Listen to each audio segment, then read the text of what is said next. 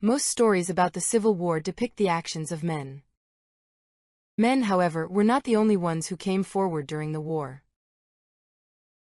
Tens of thousands of women served as nurses on both sides, and hundreds of thousands of women joined ladies' aid societies to collect and distribute food, bandages, blankets, clothes, and medicine.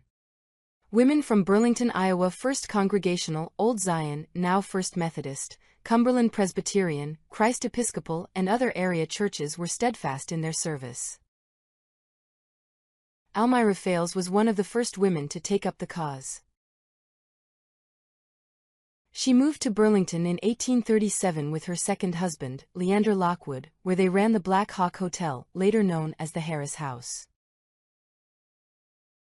It was located on North Main Street, south of the Great River Bridge where the library staff parking lot is now. After Lockwood died, she married Joseph Fales. Joseph Fales was hired as an examiner at the U.S. Patent Office shortly after Charles Mason became the commissioner. Mason was an early native of Burlington and also the first Chief Justice of the Iowa Supreme Court. What you probably did not know was that he was first in his class at West Point,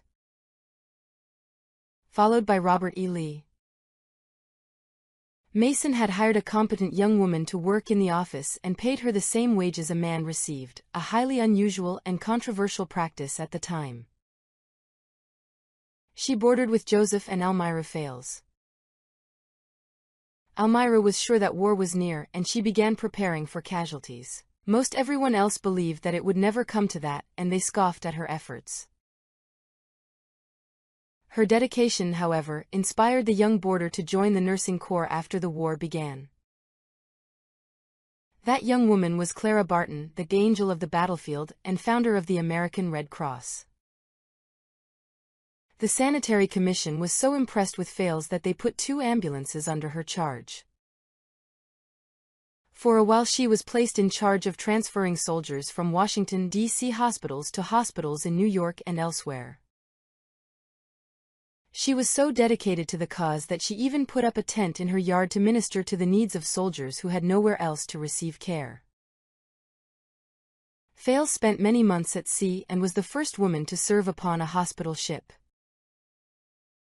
She served at Shiloh, the Peninsula, the 7 Days Battles, Harrison Landing, James River, Culpeper, Slaughter Mountain, Alexandria, Fortress Monroe, Corinth, and Fredericksburg. It was written about her that she was absent from home for weeks and months at a time, exposed to all weathers, living in tents and ambulances. She was never sick a day while the work lasted. But when it grew to a close and after the excitements of the war had ceased to act as stimulants, she began to feel the effects of her great exertions, and disease was rapid in its results. Almira Fales died November 8, 1868, at the age of 59. She was buried in the Glenwood Cemetery in Washington, D.C. In recognition of her services to her country, government offices in Washington were closed on the day of her funeral. Regardless of the social obstacles, the war forced many women to take on work traditionally reserved for men. Their experiences sowed the seeds for the later-to-come women's suffrage and equal rights movements.